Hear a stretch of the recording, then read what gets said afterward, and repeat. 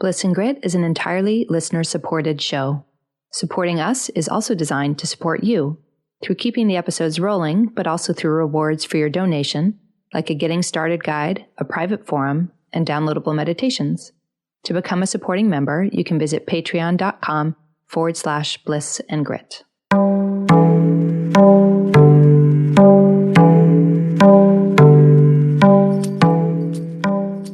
Hello, beautifuls. You're listening to Bliss and Grit. I'm Brooke Thomas, and I'll be joined soon by my dear friend and co-host, Vanessa Scotto. On the show, we're having conversations about the awakening spiritual path. And what does that even mean? What's a real evolution of our lives? How do we ultimately embrace everything? The beauty and the crazy, the joys and the messes, the bliss and the grit that is a human life. Before we head into the episode, just a brief note that after this episode, we're about to head into a 6-week summer break. We will be airing reruns of shows that struck us as particularly potent during that time. So there will be episodes, they'll just be not new ones, and then we'll be back at the end of the summer. And for this episode, we recorded while we were gathered together at the Jersey Shore for a full week devoted to Bliss and Grit. And for those of you who are new to the show, Vanessa lives in Austin, I live in Connecticut, and our work weeks are filled with seeing clients, and we produce the show on the side. So this was a rare treat, both to be in the same place and also to be able to focus so singularly on the future of Bliss and Grit. And because that was the whole focus of the week, for this episode, we zoomed out and we explored, well, what is Bliss and Grit about exactly? And more specifically, after nearly 3 years, 127 episodes, and lots of personal healing, inquiry, and exposure to different teachers and practices, what is our working model of healing and of transformation? So our big questions typically are things, or most especially, how does conditioning store in us? And how do we untangle that? And very importantly, if we are not our conditioning, well, what are we? And this is an ongoing lived inquiry, really more than a nailed down blueprint. And it's more about building bridges between systems that are evocative of human potential rather than of picking a team and declaring it the winner. So that's where we're at. And at this juncture, this is what we talked about when we decided we would focus on that so exclusively for an episode. If you're enjoying the show, there's a few ways you can support us. You can leave a review on iTunes or Facebook. You can head to blissandgrit.com and subscribe. We send out a weekly digest of resources that we're loving. And you can find out about becoming one of our supporting members on Patreon. A huge, tremendous thank you to those of you who are currently our patrons. You're keeping the episodes rolling, and it means so much to us. We also both see clients privately, so if you want some one-on-one support in your own path, you can go to the website for more information on that as well. Very last thing, we curse, so if you don't want that to be out and about in your environment, you might want some headphones. Okay, here we go.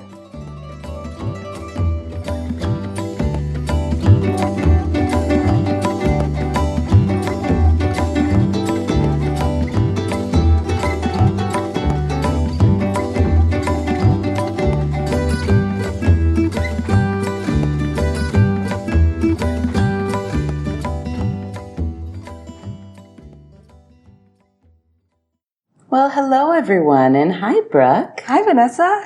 So today Brooke and I are actually huddled around one microphone because we are currently on our week-long business retreat. Yeah, I feel like I'm in a Saturday Night Live skit about NPR. Where they're huddled really close to the mic and kind of trying to look at each other quasi-affectionately, but it's super awkward. Yeah, it's actually way more intimate than I'm into. Mm-hmm. But I do like looking at you when we talk, so I'm in an internal bind. So we have been on this business retreat, and we've been thinking a lot about the future of Bliss and Grit and the paths of Bliss and Grit. And a while back, we actually had someone send us an email asking something to the effect of, where do you have your whole philosophy laid out? And we were like, well, if you listen to 100 hours worth of content, I'm sure you'll be able to put it together. And it occurred to us that we've never really put down how we think about things in one place. And in particular, today, what we want to talk about is what we can shorthand call our working model of healing or transformation. Yeah. And why we do the show. What's the point of view? Because we certainly started this show just as two close friends who were on our own deep tracking of our own paths and our own healing. And we wanted to, and we do it for a living. So we wanted to talk about it in public as well. And we cleared a lot of conditioning, got a lot more open. Life's changed a lot. And it's like, okay, we actually do have working models, working theories to go with. You might as well lay it out a little bit more. Instead of just like, we're people who talk about stuff. I mean, essentially, we've been like internal cosmonauts and looking up close and personally at how does change actually happen. Brooke and I both were sharing our personal stories, and, you know, we've been working with clients almost 2 decades. We've been on a spiritual path for even longer. And we're like, okay, a lot of things we did made us more functional. And it definitely lightened our load. It made things a little easier. It gave us some perspective. But if any of you were listening to Bliss and Grit at the beginning, you know, you would know firsthand, some of it was still so dense and so heavy.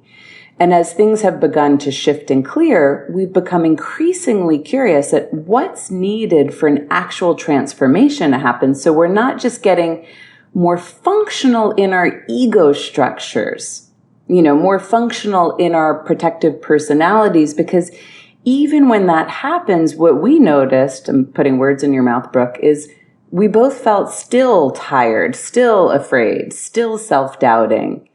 And that seems to be a really important part to bring into a transformational conversation, don't you think? Yeah. And I think that, you know, if we look at, let's say, psychotherapeutic models, the point of view is a lot of let's become more functional, hugely important. And then the spiritual model might be like total liberation, total let's become freedom. More enlightened, yeah. Yeah, and people, we can see people take it to a degree where it's like total liberation from the human experience, which is also not our point of view, right? Mm-hmm. We don't want to just be, you know, the Zen phrase, drunk on emptiness or caught in the non-dual space as like the pinnacle of, air quotes, achievement for a human life. Like, I'm finally there.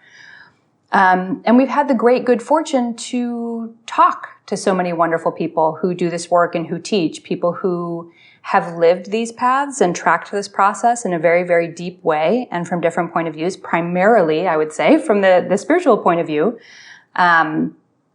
but also about trauma recovery, nervous system regulation, all those kinds of things. So, and what we found is that it's about how all the pieces need to come together, and that the people who are functioning in what I would call the most healthy and thriving ways are able to bridge the expansiveness of what might be total freedom with also embodying their humanity.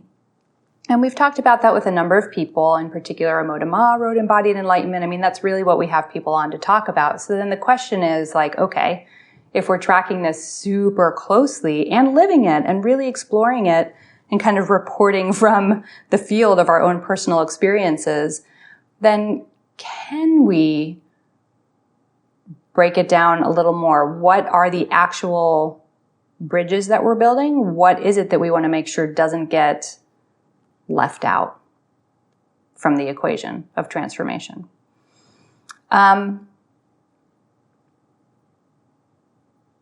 Yeah, so I guess maybe we can just zoom on out and start with that. Like, what is a part of the model that we're working with? Okay, great. Well, I think some of the backstory, because we always get new listeners and they could pop in at any episode. So not everybody's familiar with Brooke and I, but just before I start to structure some of this out, it's good for you to understand that we both have a background in mind-body medicine, energy medicine, and of course, coaching and psychology and different things like this. So when we start to look at our healing process and we look at the healing processes that we were witnessing with our clients, it seemed to us that to thoroughly start to transform some of our conditioning that was creating what we call unnecessary suffering, we have to start to look at it from all levels, the body, the mind, the energy, the spirit. But what I always think is interesting when people say, you have to heal on all levels, body, mind, and spirit. I always feel like, well, the spirit's fine, no? Like, do we feel like that? Is that, like the spirit's whole, always has been, always will be, consciousness is already awake. Yeah. Right. But what we're looking at is what happened to us, right? If we want to say, for example, that let's look at Buddhism 101. So Buddha came out with these 4 truths and he said, okay, suffering exists. The human life is suffering is probably closer to what he said. And he said, but hey, there's good news. There's a way through. And you don't have to suffer because you suffer. They call that the second arrow teaching. Like the first arrow that goes in, okay, that's painful. Ouch, that hurts. That's really happening. There are things happening in the world. There's things happening in our human lives and they hurt. But then the second arrow is the way we perceive them or the way we judge them or the way we push them away or the way that we can't process that emotional experience. And so Buddha said, that's the level where we can intervene. We can be doctors and we can analyze that this part is adding a lot of pain to the equation and we can get to the root of it. And in my experience, some of the Buddhist practices were somatic, but a lot had the mind state involved. What we could see though, even with Buddhism was like, but everybody's fine. We're pure. But what happens is we come into this world, we have past pain that was too much for us to metabolize. We had neglect, unhealthy childhood support, sometimes abuse. We have pain that wasn't processed in our ancestral lineage. That's a really big deal. We have inherited belief systems that we get from our family and that we get from our culture. And we're living in current models of toxic culture and, to greater or lesser degrees, depending on where you live in the world, depending on what color your skin is, depending on your socioeconomic group, you're really being exposed to toxic levels of antagonism, threat, violence, and all of these different things. So we come into this world, we're like born whole, our spirit is whole, our consciousness is evolved. But when we're exposed to all of these experiences that create pain within us, and especially when we're children, it's too big for our bodies to tolerate. It's too big for our nervous systems to tolerate. It's too big for our mind to wrap around. We start to develop what we could call the ego, or we could just call the protective personality. Mm-hmm.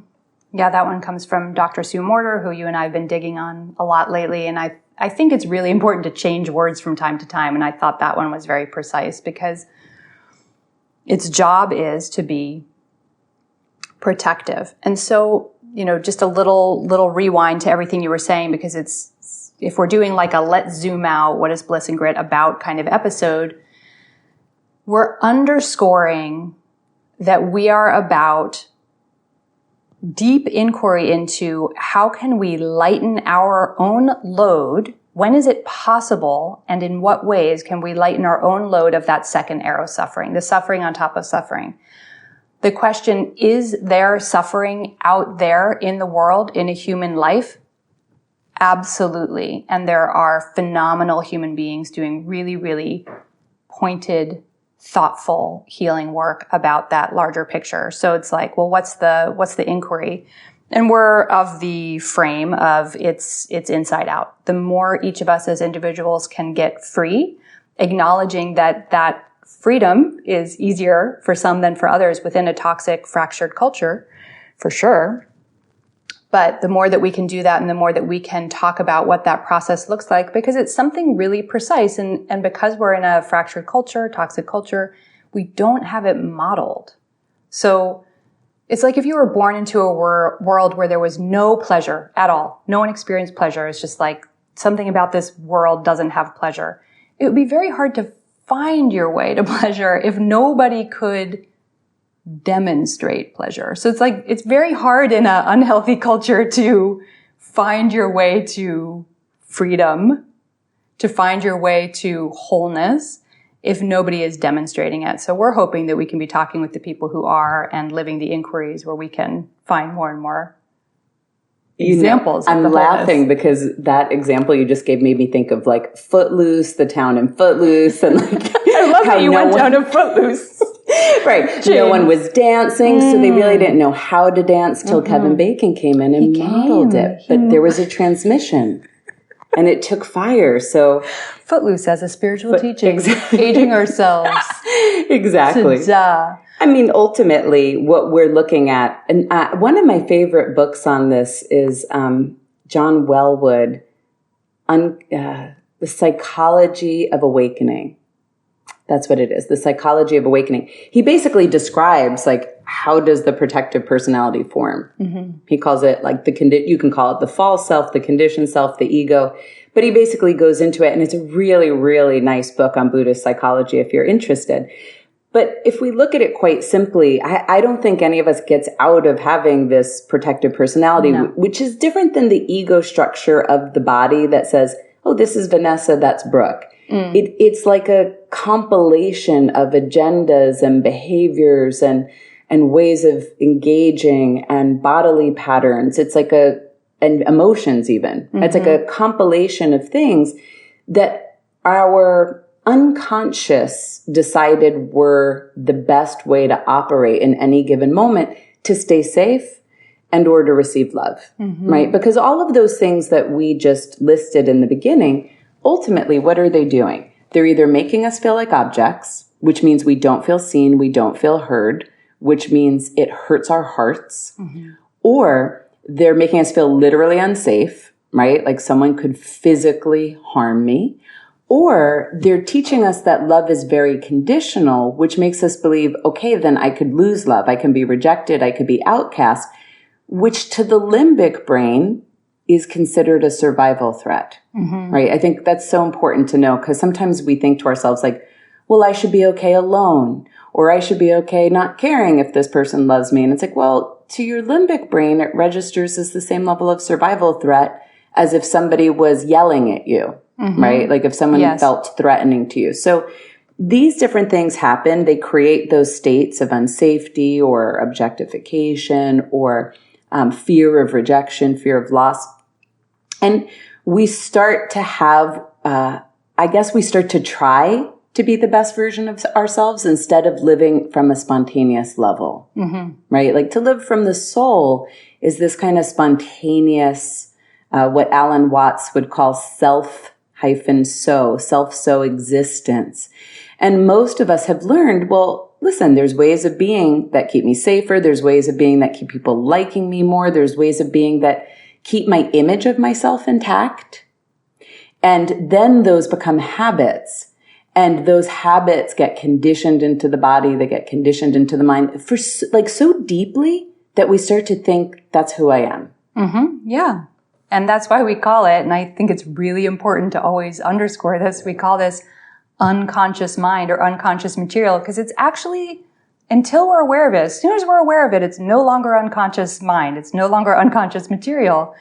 And for as long as it is, it means we cannot be conscious of it. So this is about the process of how do we become more conscious of, I really like the term that we came across via Jill Blakeway and her work with Neil Donald Walsh, the sponsoring thought. Like, what are the sponsoring thoughts? If I'm too smart, I will be rejected by my family. And so you start to develop the persona, the identity at a very, very young age, unconsciously, of dumbing yourself down a little bit. Or if I'm the sexy one, I get to exist. So then you start operating all the way through the I'm the sexy one thought. But until these sponsoring thoughts are brought up to the level of consciousness, they just run us and we believe that it's the entirety of who we are. And this is, from the point of view of the divine, the divine is like, do whatevs, but let's say from a different point of view of consciousness, it's heartbreaking because there's all this potential there, right? There's potential to just simply delight in whatever is happening in any given moment in your human life, to be able to do things like eat a quesadilla like we just did, or to be able to laugh with a friend. The potential to have more flow in your life, more creativity to come through. These things can't happen if we're so busy running our protective strategies, which is also exhausting, which is one of the extra benefits of shedding. I feel like, okay, so I really don't know the secret of the universe and why we're here.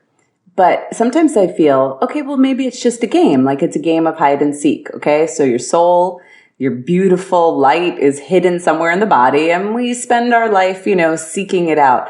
There's this way that I always visualized it, the easiest when we think of conditioning, which we're going to break down how conditioning as we can see it so far gets held or gets stored. But as far as I can visualize it, I always think of it as, and I think this is a parable that I'm spacing out on the name of, but I think of it as having 10 different layers of clothes on top of you, right? And it's slowly beginning to take off these layers so you can find yourself. So I don't even know if a different level, it would be heartbreaking. On a certain level, it may be that's the game of humans.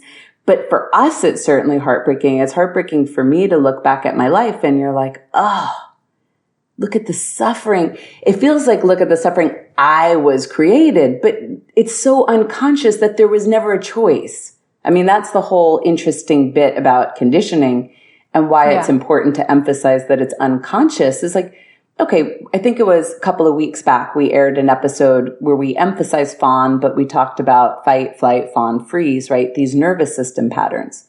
Well, no one ever sat around and said, it's a good idea. I think I'm going to become a freeze person. Yeah. Right? We didn't choose to become the person who runs and feels like they have to escape their life all the time, right?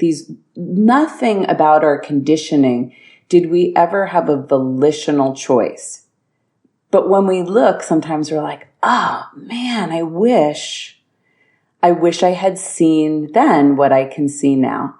And, that's hard. I've sat with that before, but my general, energy towards it all is this life is this wonderful, interesting game and adventure. And we can always open up more space. There's always more alignment available. There's always greater potential. And I think it's obvious for us. We can say we have transformed so much. And life certainly feels more spacious inside, doesn't it? Mm-hmm. Yeah. Literally physically spacious, which is fascinating. We'll get to that maybe when we talk about some of the ways that this is stored. But so we can talk about that there is these ways that conditioning stores in us, that there are these unconscious thought forms, physical patterns, way we hold ourselves or carry ourselves in our body, that there are these ways that these unconsciously and in innocence take on form that starts to get filtered as me. And so a lot of therapeutic modalities, therapy, or let's say, the spiritual path are in certain different ways from their angle, their point of view, looking at okay, well, how do we deal with the stored conditioning? But what we found is that they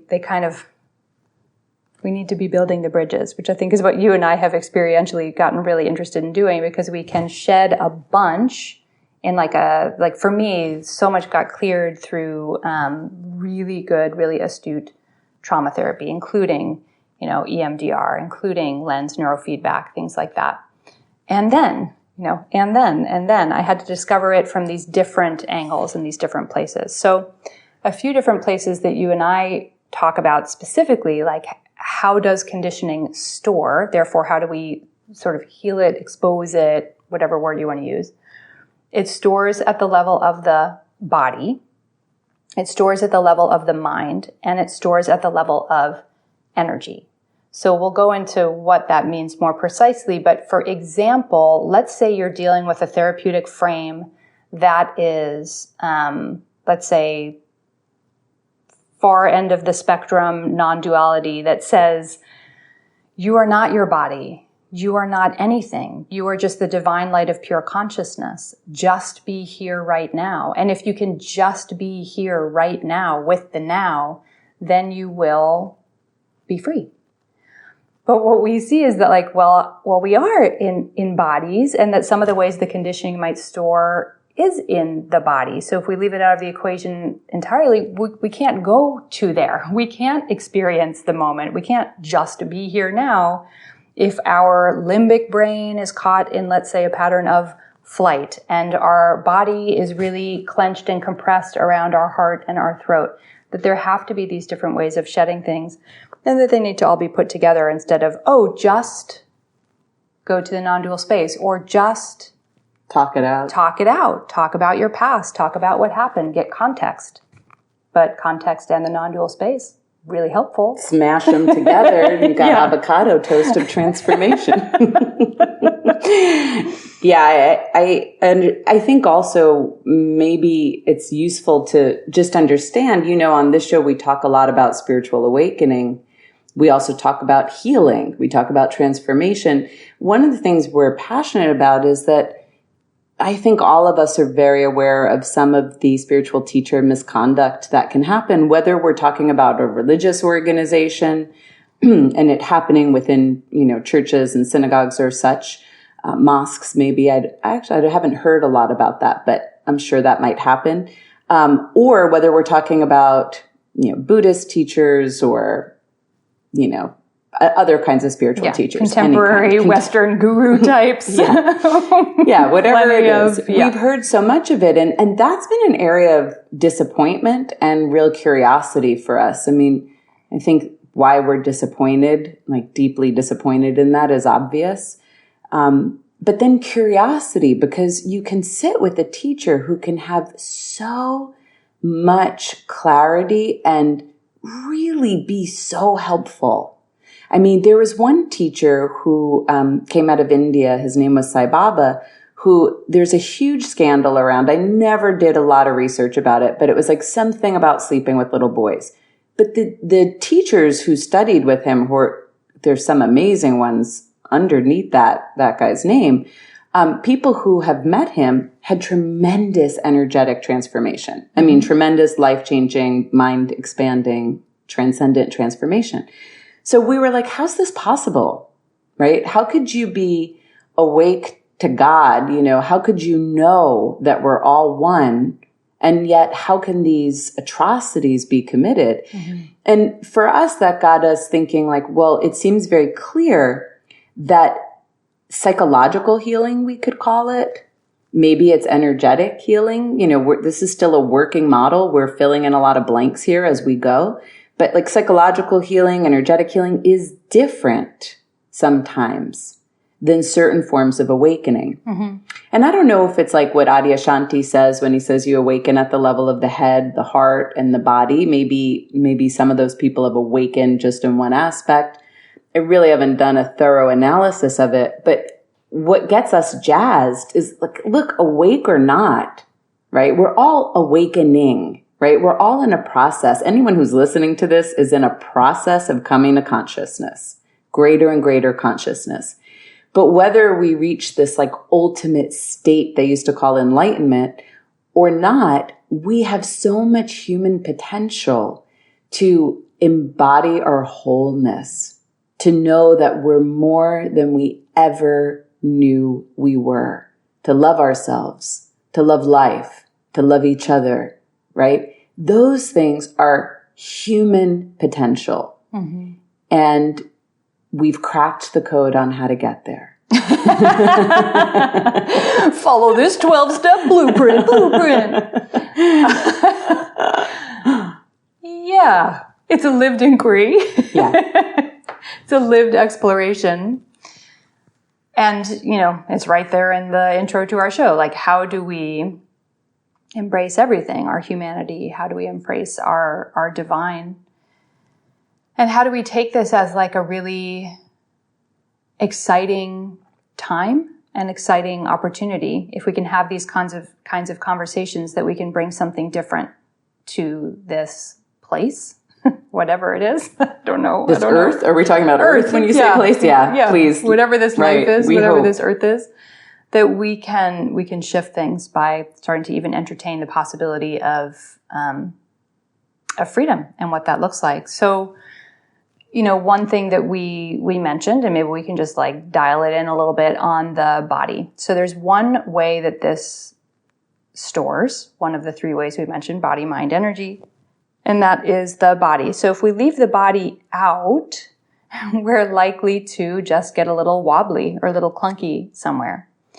And one of the ways that I like to think about body, probably especially it's the most tangible to me because I'm a rolfer and I've worked in people's tissue for 20 years. I love how Judith Blackstone talks about if we feel that we're under threat, whether that threat is actual physical, something coming at us, or emotional threat or ideological threat, meaning you belong to this family if you're not smarter than the dad figure, right? then you're included. Or if you're the extrovert and maybe you would have naturally been more of an introvert type. That the only way that we can actually protect ourselves in those kinds of situations is to literally physically contract. And that we contract on this sort of tiny, I think of it as like the fascicles, these little pods within our fascia, the way the little bits of tissue are wrapped deep inside us, that there's this contraction that almost, if you can picture it, I would imagine maybe it even goes down to cellular contraction. I don't know. So I'm not talking about this from the point of view of like, I read this research paper and this is fascinating, but we can read people like Bruce Lipton who takes it into the cellular place, but there is an actual contract and that pattern starts to become a part of the personality. So when we were working with Judith Blackstone, she might talk about, well, let's look at the larger cultural pattern because I see this constantly. Culturally, we're people who orient from the head. From the head, I mean like the eyes and the forehead and kind of the front and with this almost like narrowed forward way of being. That this is the way to be. When I go do something like sit with John Prendergast and I play with, or Judith Blackstone, and I play with sitting in the heart, it's like traveling to a different land. It's like traveling to a foreign land in terms of the culture that we operate within. Do you want to say what sitting means when you say sitting in the heart? That awareness can go and be there. So I'm trying to think of a way that I would describe it. A lot of people who are listening know because we're playing with moving awareness around. But like if somebody who's listening right now can look at an object in the room, like literally an object, a lamp, a picture, a window. And if you look at it from your forehead, so imagine awareness goes into the forehead, goes into the eyes, the very front, up front, kind of blinders on, and it looks at the object from that place or goes towards the object from that place. That's one location. And then if we can play with awareness settling downward and in and sitting in the heart, and if we can stay sitting in the heart, and this is something that doesn't happen in 2 seconds on a podcast, I would lead this in a much slower, more thoughtful way when working with someone. But if you can go sit in the heart and then gaze at the object, it just becomes a different frame of reference for awareness. So that's a cultural piece. But if we look at an individual, let's say that another common one is a lot of heart shutting down, like not safe to take up space, not safe to exist. And maybe it was a very shouty household and it was a highly sensitive person. There's a contraction around the chest and they get just subtly shut down in that area, just dampened, a little bit pulling, shoulders in, a little bit contracted down. And that changes their way of being in the world. It limits their way of being in the world and it translates into a personality, or it translates into one tiny aspect of personality. Gosh, I'm just thinking about, how it's very common that you'll see tight throats and tight jaws. Mm-hmm. A lot of my clients happen to be women. So I don't know if there's a cultural piece to this, but the sense that you can't express yourself, right? Mm-hmm. That you can't be yourself at the level of expression can create this like tightening in the throat. Yeah. And if you have, let's say, repressed emotion, like repressed anger, you can tighten at the jaw. Mm-hmm. And I'm just thinking, oh my God, my jaw's so much looser these days. I never have jaw pain. And let me just say, I had a lot of repressed anger in my system. Mm-hmm. And this concept of conditioning storing at the level of the body has been talked about in certain psychological circles for a long time. Like Wilhelm Reich would talk about it. This was written about. We now have this beautiful world of somatic psychology, like hallelujah. But it's cool to start to notice, like, right, okay, so my body is holding a pattern of protection, right? This protective personality doesn't just come with thoughts. It doesn't just come with beliefs. It comes with emotions. It comes with energetic patterning, and it comes with certain body patterning. That includes tensions and contractions in my tissues. That includes cellular changes, DNA changes, things like that. And that includes nervous system dysregulation. Yeah. And, for us, what's interesting is we did so much work at the level of the tissues in the body, right? I mean, I've been Rolfed by Brooke, had a 10 series. You've been Rolfed, obviously. We've done craniosacral therapy, some Hakomi and somatic approaches to psychology I've done. We've both done EMDR, which is probably maybe relates with the nervous system, but we did a lot of somatic approaches, but it was important to look at both aspects of the body for us, right? What we could see is that we were showing symptoms of nervous system dysregulation in association with our protective personality. I haven't done enough, this is still fairly new for me, that I'm really deeply looking at the nervous system as part of it. So I can't say I've seen thousands of people to give a definitive answer. But I would imagine that all protective personalities have some nervous system dysregulation associated with it. Would you think the same? I would think so, yeah, because it's based on operating from survival mode. And if we're only operating in survival mode, there has to be dysregulation in the nervous system because we're not always in a survival situation. Most of the time, we're in normal, safe situations. For the vast majority of us. And I mean like literally fending off, attack or that kind of thing. Yeah, but our conditioning can say that is the constant state, particularly, a culture that objectifies people. They're only worth how much they can produce and we have to work hard and blah, blah, blah, and 80-hour work weeks, blah, blah, blah. And if you're not like this, you're not good and you're not valuable. You're not going to survive. You're not going to make it. Yeah. Yeah, I'm just thinking about a while back, I had pulled this quote from Amoda Ma. She was in an interview with Rick Archer on Buddha at the Gas Pump podcast. And she was talking about how awakening is really a state of non-reactivity in the nervous system. That, as you clear reactivities, because your nervous system is holding conditioning as well. It's holding habits. It's responding before you could possibly have a thought. Right. You know what I'm going to do? Like, it's not a strategy that gets thought through at the level of the conscious mind. Half the time you're not even aware. It's like my heart's pounding and you have no idea why. It's not that even something registered in consciousness to say, oh, that person pissed me off. That happens sometimes. Yeah. But if your protective mechanism is good enough, especially when you have a fawn type like me, if it's good enough, it'll keep what upset you even under conscious wrap. Like you won't know, but all of a sudden your body will go into a state of dysregulation and then there'll be some symptom that will arise, right? Yeah. Either we'll get chronically ill or we'll get mad at someone that it really had nothing to do with, right? Like something else will happen. So I love that we got to begin to understand that as you clear these reactivities, there's life beyond reactivity. There's life beyond your past. Because what all this conditioning is, if you kind of got this already or not, what we're saying is conditioning is the past showing up in the present. And that's what we mean by unnecessary suffering, right? If you actually have something you're confronting in the present, can't feed yourself, right? Someone's threatening you physically. You're in an abusive marriage. If something's currently threatening you, your nervous system should get into action, right? That's normal and that's healthy.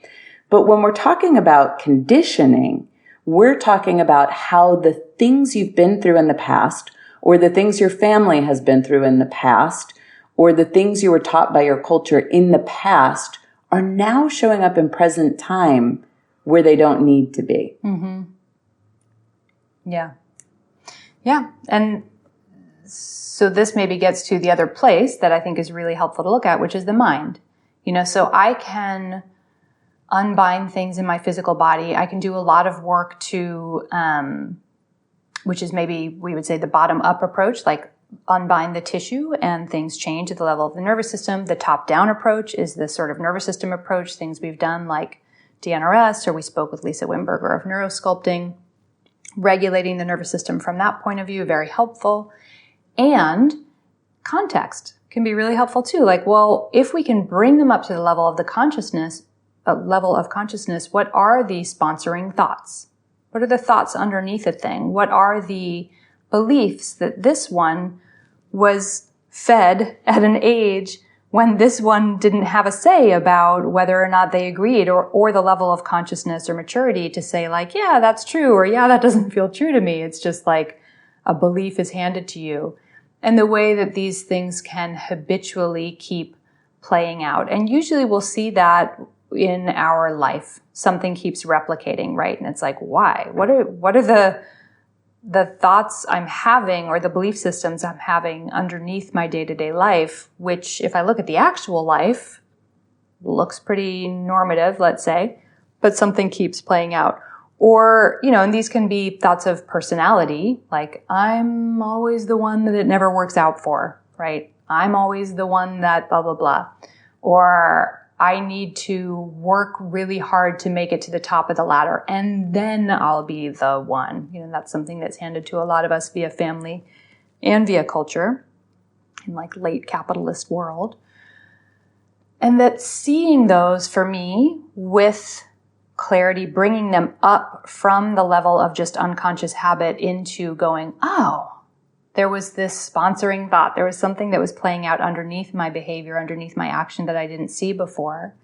One piece of work that's been very helpful for me is Byron Katie's work called The Work. Really, really good for me to even like way after shedding. I've been using her work for a long time. So it helped me to get much more free in the beginning too, when I wasn't nearly as conscious.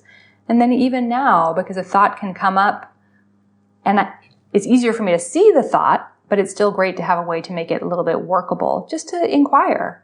Like, is that true? Can I absolutely know that that's true? And it starts to pop some of those bubbles of thought forms and bring me back to whatever's actually happening, whatever potential is actually there. I like the way Byron Katie differentiates between belief and thought. Like, it's not thoughts that are a problem. It's what you believe. It's if you believe your thoughts that it's a problem. Right. Because, thoughts will just kind of float through your head. I mean, sometimes just because you're empathic, a thought will float through your head. You're picking it up from your radio antenna, Mm-hmm. Thoughts will float through your head, but it's like what got wired in that you believed. And when you think about the mind and how powerful it is, that's when we start to get all the interesting research, let's say, on the effect on cells and DNA of like our thoughts. Now, for us, when we started to look at thought and the power of thought and should we be using positive thinking, that seemed overly simplistic. Mm-hmm. Like it didn't. And painful. Just a new form of contraction. Yeah, it just didn't seem to work. Quite frankly, like we are game to experiment with anything. But if you observe when you look around at others, and maybe if you've done this yourself, when you try to just positive think, it's futile because everything is coming from your unconscious. It's the unconscious mind that's really dictating the experience of your body. Mm-hmm. So we realized, okay, that's not going to work. So what do I do? Because, for example, if I have a belief, let's say that I'm not safe around men. Let's say that something happened to me early in my childhood where I wasn't safe around a man, and that belief got stored in my circuitry. Then what happens is as I walk around in the world, my nervous system's dysregulating every time a man's walking by. Mm-hmm. Now, depending on what you've been through and the kind of beliefs that have been wired into your system, you can see how the mind and the nervous system and the contractions and the tissues and the cells are all playing together, mm-hmm. right? Like that belief, depending on what your belief is, I'm not safe to exist. Okay, you're probably only going to feel regulated when you're home alone mm-hmm. in that case, right? So the belief is really important. But coming at it from the level of positive thinking, that doesn't work. It's nice. Hey, turn away from a thought every once in a while. Don't go down that whole complaint rabbit hole. Maybe don't vent this time. These are all positive tools, but it's not going to create a transformation. So what we started to look at is like, okay, well, how do we start to see these deep unconscious beliefs?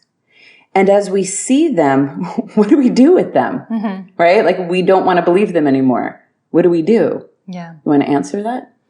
I mean, for me personally, the thing that's been the most helpful, first of all, awareness for starters, that I can see them at all. And I say this to clients all the time. Huge, already huge. We have to take a moment and be so grateful for the ability to have awareness. Like, oh, I see that this thought is running my life or is running this moment. All right. And I think sometimes awareness starts to increase the more curious you get about this. Like if people say, well, how do I get enough awareness, right? How do I get enough spaciousness to even see the belief or see the thought? Yeah. Usually one, meditation is a way in. Yeah. Right. And two, what I've noticed is just if you're really curious, like what is it that keeps creating this internal sense of lack or this internal sense of suffering? If you're curious enough, awareness starts to develop. Yeah, then you'll maybe start to hear some of the thoughts in a given moment, like of something banal. You're going to the grocery store and your mind is saying, I shouldn't have to go to the grocery store. And it's like attention getting, because it's like, well, who's this one who's like, I shouldn't have to. It doesn't feel good, so it catches my attention. And then if you play with it, maybe it starts to get tied to a larger martyr pattern. I don't know. I'm coming up with a make-believe example, but this is where that I'm curious point of view can really lead things. And for me, in those moments when I was ready to just like gut renovation, total demo day with thoughts, Byron Katie's work has been tremendously helpful. And I've come back to that over and over and over again. No matter what level of consciousness I'm at, thoughts still arise. Thoughts are always going to arise, plenty, but the ones that get sticky, that get their little hooks into me and I start to not feel good. I start to feel weighed down. I start to notice my body contracting maybe in familiar patterns or new patterns. I feel sick. I feel anxious. My nervous system is dysregulated. I can have demo day with Byron Katie's work anytime I want to, which is a wonderful thing to have. Makes me think about Pema Chodron used to call it Shempa, the sticky quality that there's some thoughts that are just like Velcro. Like other thoughts, you could see them, you could be like, that's not true. And like, I'm going to turn my attention to what I'm grateful for. But there's some that have a lot of Shempa.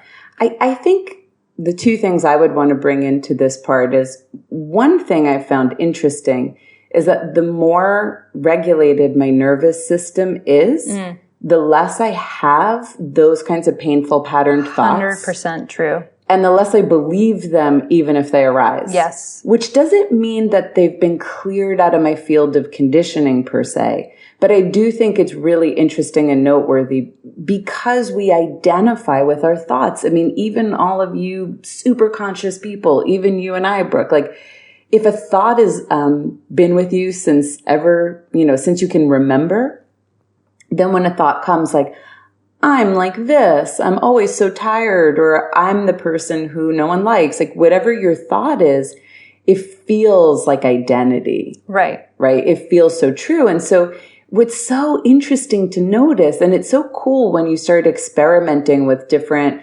practices or modalities to calm your nervous system.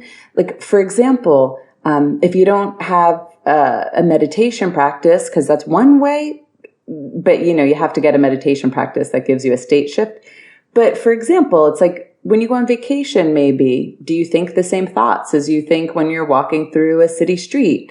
Or if you get a craniosacral therapy session, see how many negative thoughts you have right after that. Right. Maybe if you don't have the money for those things, listen to Matt Kahn on YouTube, right? And really breathe and get into it and see if you have the same level of negative thinking right after, right? So I just think it's interesting and important to note that the more reactive our body is, the more activated we are into that survival system, it's going to charge our thoughts. And it's funny because sometimes you thought you healed something and then it comes up and you're like, oh no, and it's like, sometimes it's just a matter of like, you got into a state of reactivity, like, yeah, no big deal.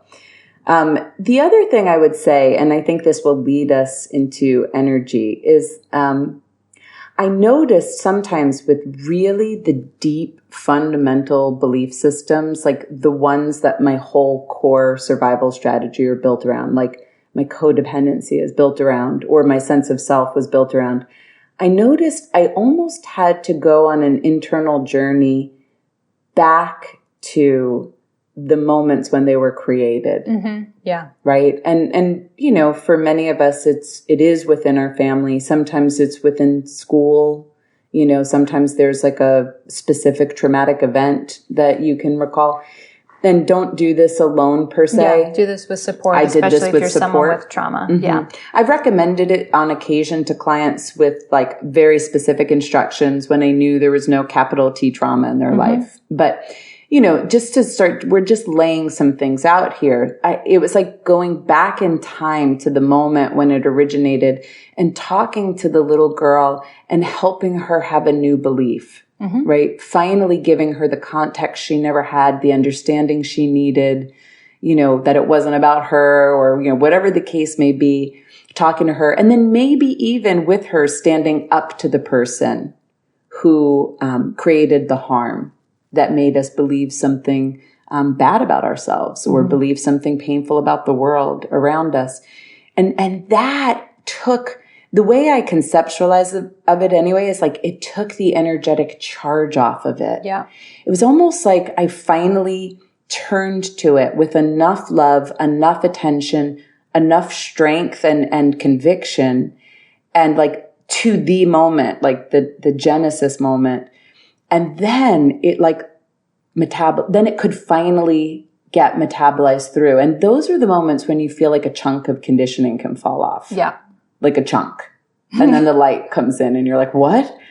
I had that happen in Matt Kahn's event and I didn't have to do anything about going into my past for that to happen. So it can happen in multiple ways, but it's like you're taking energy off it. And I don't know exactly what's happening. That to me, that's gotta be at the energetic level. Mm-hmm. This is fairly new for me, like last 6 months that I've been able to do some of this work. And what I see is it's like rapid, accelerated healing, like chunks of how you viewed yourself or others just falling away, but really falling away. Yeah. Like the sponsoring thought stops coming back. So to me, if it can happen that fast, it has to be happening at the level of energy. So shall we move to... Yeah. Yeah. And just one last thing I want to say is, so this is the area that even though I did energy medicine, when you look at it in terms of transformation of conditioning and unnecessary suffering, it's still probably the area I've least explored, right? Like the area I'm still learning more about and integrating. But something that really got Brooke and I back on the energy train not too long ago, this is preceding our interview with Jill Blakeway, but I was reading about Dr. Sue Morter, and she was saying, oh, everybody's paying attention to the nervous system, but it's the energetic template that's holding the reactivities in the nervous system going. And just perhaps it's the energetic template holding the constrictions going and the belief systems in place. And that took us down this wild adventure. Mm-hmm. Indeed. Yeah. And I've experienced with energy work that something can go very rapidly, which isn't to say that it doesn't also go rapidly with body work or work on thought forms. Yeah, or realizations and talk therapy, sure. Yeah, but I think it's important to bring in because, I mean, this is something that just doesn't get brought to the foreground that much. And so it can be really helpful to bring it forward.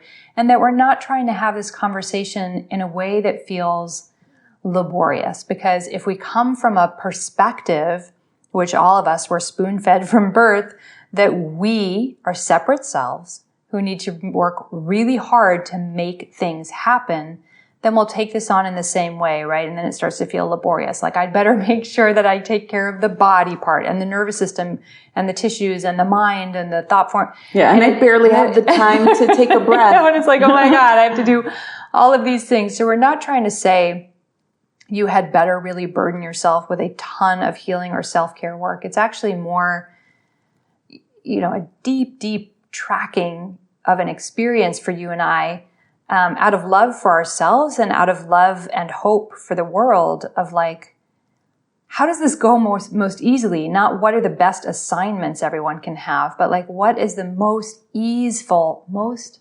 loving, most effortless, most tender way where we can invite more flow into our lives, into our healing processes.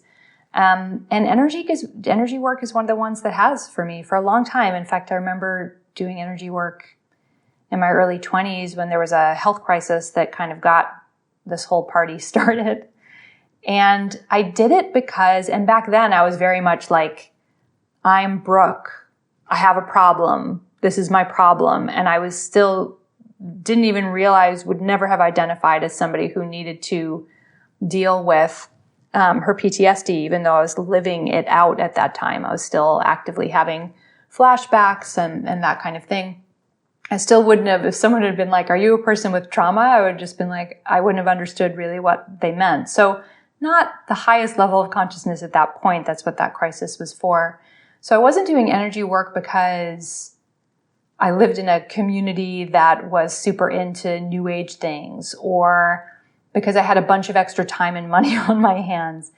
It was because, well, first of all, I don't know why I wound up in her office in the first place. Of course, it was one of those crazy coincidental things that I'm in this tiny town in Massachusetts that I grew up in, where there was like a population of 2,000. This random woman down the street wound up being this energy worker. I don't know how we connected, and I did a bunch of work with her, but I kept going because things would turn on a dime.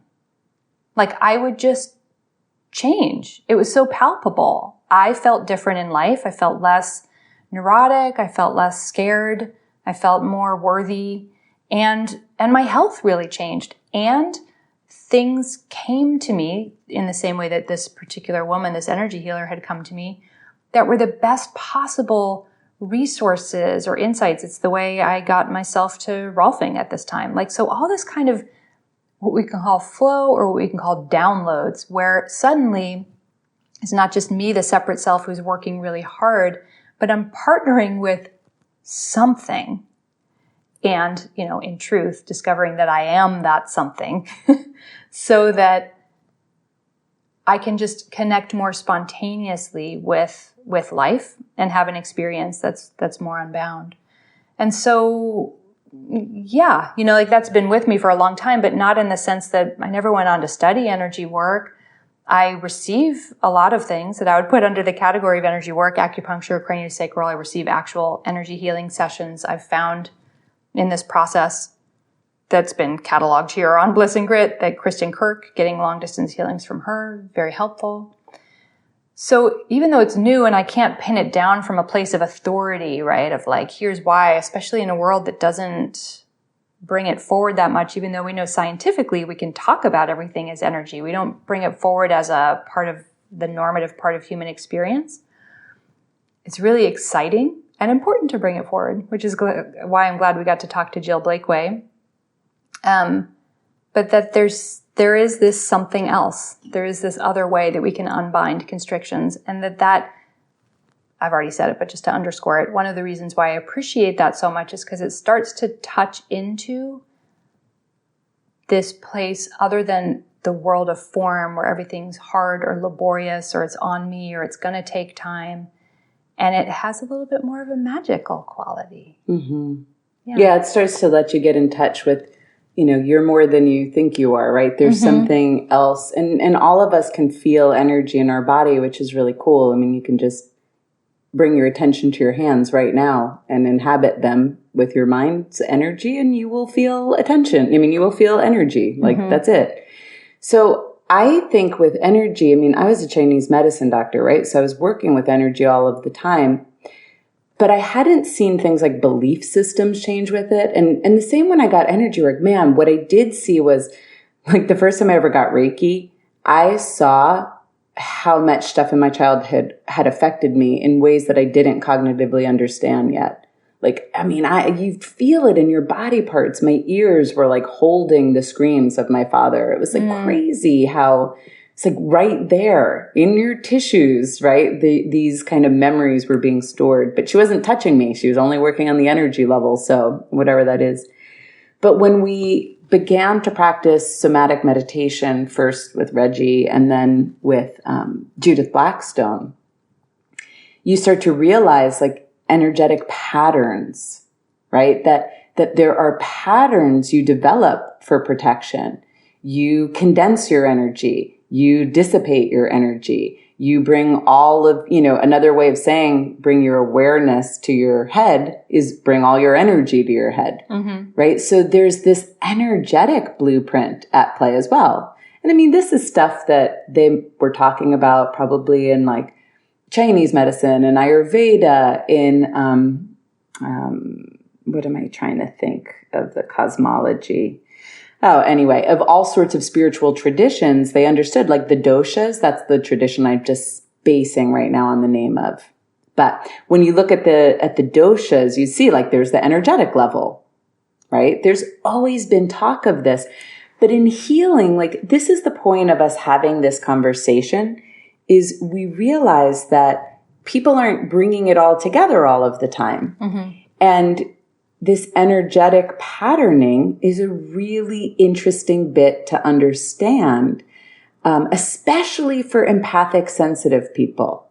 But even if you're not, let's say you feel really dense in your body. Let's say you feel super earthbound, like this is all it is. I'm just a body and then my body dies and then I'm rotting and that's all. Like if you feel really, really dense like that, just to begin to experience that level of energy opens you up to your potentiality. And I mean, that's our hope. Like, I don't know, depending on our life, depending on maybe our past lives, maybe our karma, maybe our circumstances, our traumas, our temperament, depending on all of that, maybe we all have a different potentiality. I don't really know. But what I know is we can all have more space. We can all have less suffering. We can all love ourselves more. We could all know our own goodness. We can all relate to people in a different way.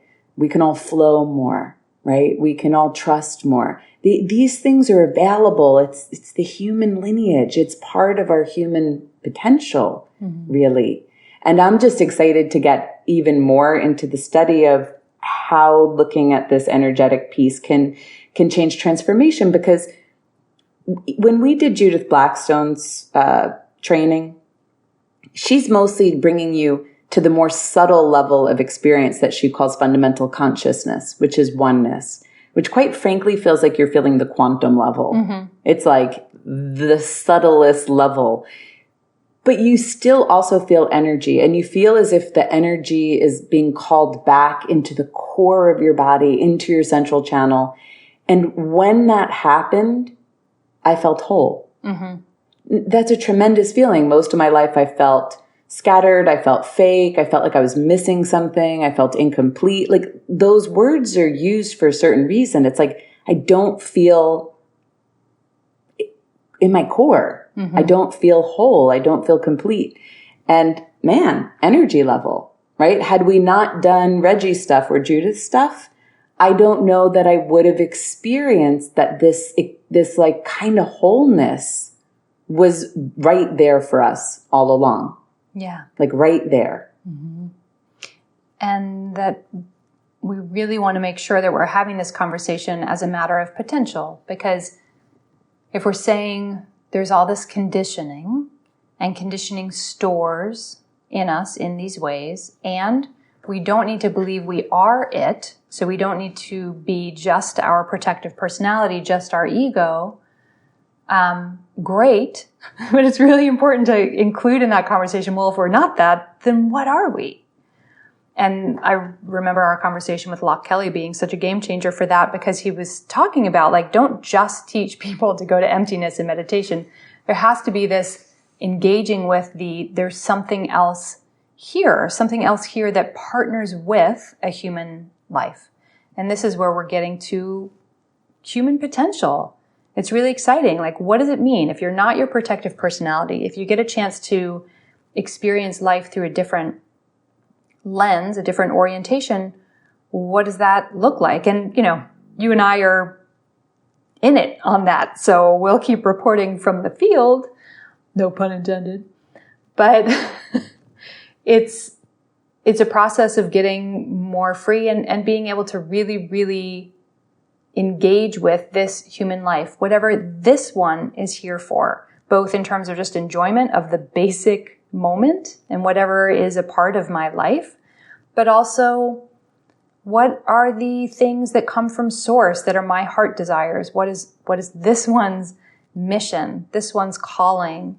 What is this one's heart desire to do so that I can live from more of a flow state, that I can live more from intuition, and that it is always partnered with my humanity, because that's what we're doing. We do seem to be in bodies, touching bodies on earth.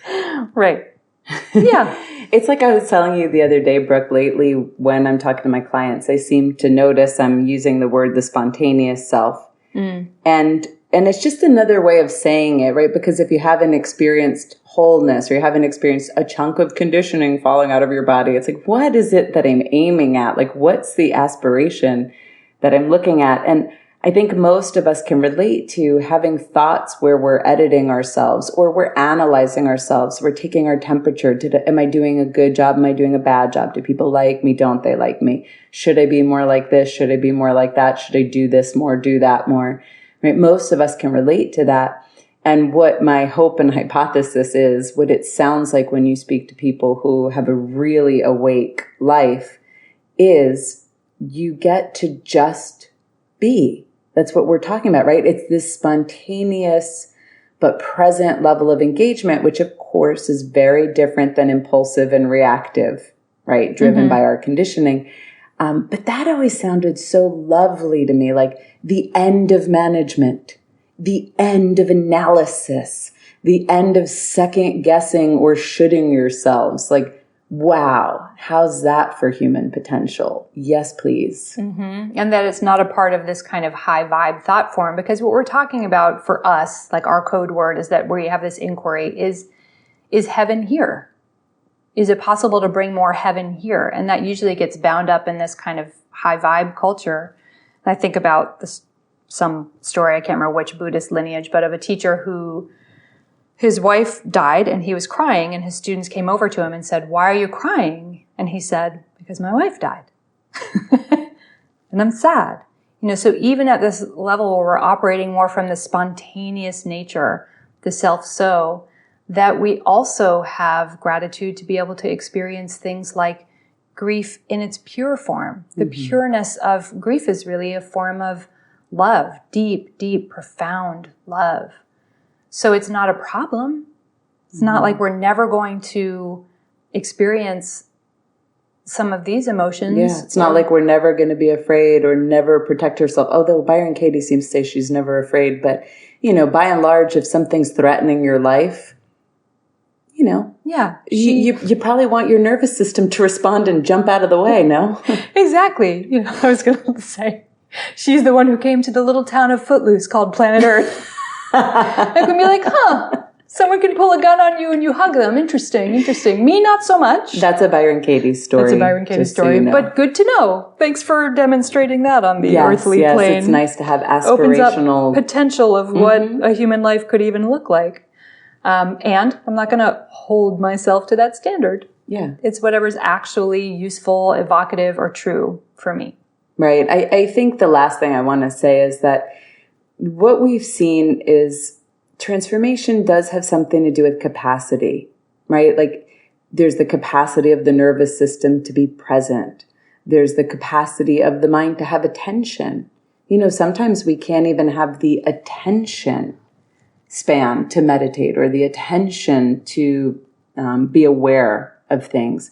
So there's the capacity for that. There's the capacity to experience emotion and the depth and breadth of the stored emotion you may have in your body. So that ebbs and flows depending on our day, depending on our circumstance, depending on our sleep at night, depending on what we eat. Like all of these things can change. And so really, we can be very kind. We can be very compassionate about our process. We lay this out like this. This stuff has all been developed over 20 years. Granted, Brooke and I have been on a fast track with it for the last 3 or 4. can't remember how long it's been now. Yeah. 3 or 4 years when we started finding embodied meditation. That was kind of a real like marked point for Brooke and I both. But we're coming at it from like, a long span. Come at it from your level. This is our experimentation. It's our interest. It's our curiosity and our working hypothesis, right? But you don't, as Brooke said earlier, have to fix all of these levels or else I'll never have my human potential. I think one of the things we all hope for, and maybe it's the first thing to develop, is a little loving kindness with ourselves and a little understanding and compassion about the human journey. Because from my experience and from what I can see out there, and I'm one of the more privileged people in this world, globally speaking, especially, what I can tell is it's not that easy, right? It's very hard to be a human. At large, the human species seems to be a traumatized species, right? And it's probably been that way now for thousands of years. And so, we arrive with all this like God potential, let's say, all of this God seed within us. But right away, we're carrying lineages worth of trauma. We are in family systems that don't know how to regulate. We are surrounded by people that are deeply asleep and ignorant and harmful sometimes. It's not that easy. So we have to develop a lot of compassion and loving kindness and understanding about the predicament, right?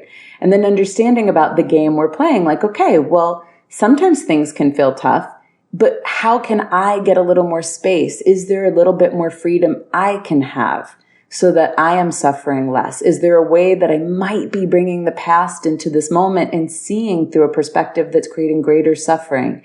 And if you want to start, just pick an area, experiment. Like, geez, I really seem to be plagued by my thoughts. Cool. You know what? Byron Katie has the worksheet that Brooke kept referencing free on her website. There's a free you can helpline. Print You it can out. do the work one-on-one if you want a guide. Yeah, and just give it a try. Or if you're like, you're listening and you're like, I have done years of talk therapy. I've looked at my thoughts. I've looked at my beliefs. But you know what I've never tried? I've never tried to be present in my body. I've never looked at my nervous system. Start where you start and then experiment. Does it feel good? Does it feel right? Is shame coming up? Do you have the right support? If shame's coming up, maybe take a different direction. The capacity may not be there for that yet. Let's start with something more fundamental, right? It's something that I think the dilemma in our culture, and it's really innocent because we all just want to feel better than we feel, is we want it to be a prescription. Yeah. And I get it, man. I've been there, right? Like, we're not preaching from on high, but so far, and if I develop a prescription, you all are the first to know, I swear. But so far, from what I can see in my own personal journey, there's a lot of individuality to it. Yeah. A lot of individuality. And a lot of wonderful resources. So if we can be curious. Self-empowered. Yeah. You have to become self-empowered around your healing to say, like, enough of this. Mm-hmm. What can I do? And just get curious and start to go wherever you can go. Whatever is the easiest thing you can do, even if it's 5 minutes of meditation a day. Mm-hmm. Yeah. And I'm the one that's going to heal me ultimately. And so with that curiosity, how do different things go when we try them out? Does if I pick a high vibes only path for 5 years, like how does that affect my life? How did it work? Are your relationships different? Or do you feel different inside? Did the old patterns stop showing up? Yeah. And that's an inside out curiosity. So go nuts, folks.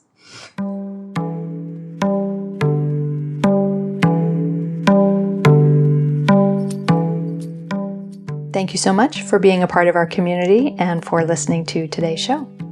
The show notes, including any resources that we mentioned, live at blissandgrit.com. And this week we mentioned a ton of resources in the episode. So if you go to blissandgrit.com, you'll see this episode's posts. Those are all in there if you wanted that. And we're trying to keep up taking notes.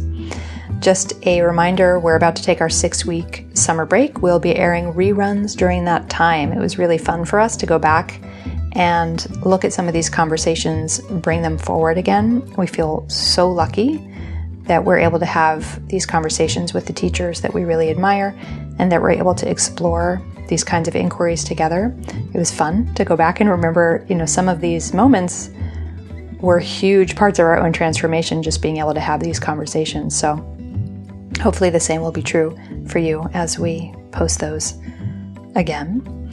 And last thing is just if you want to support the show, our member platform is at patreon.com/Bliss+Grit. You can donate to the show, and we'll still be active via email and social media, just a little bit quieter, so you can still get us there. The weekly digest of resources that we love goes out on Fridays, and you can subscribe to that on the website too. And I guess that covers it. Have an amazing summer. Can't wait to catch up with you all when we get back. And we're so grateful. Thank you for all the reviews you've written, all of the support that you've all provided, whether it's just feedback that this show is actually having an impact on your real lives, all those lovely notes that you send. And of course, to our patrons who keep the show rolling and who mean so much to us. It's a huge deal for you to take the time to do that and to financially support the show. So thank you. And we'll see y'all at the end of the summer.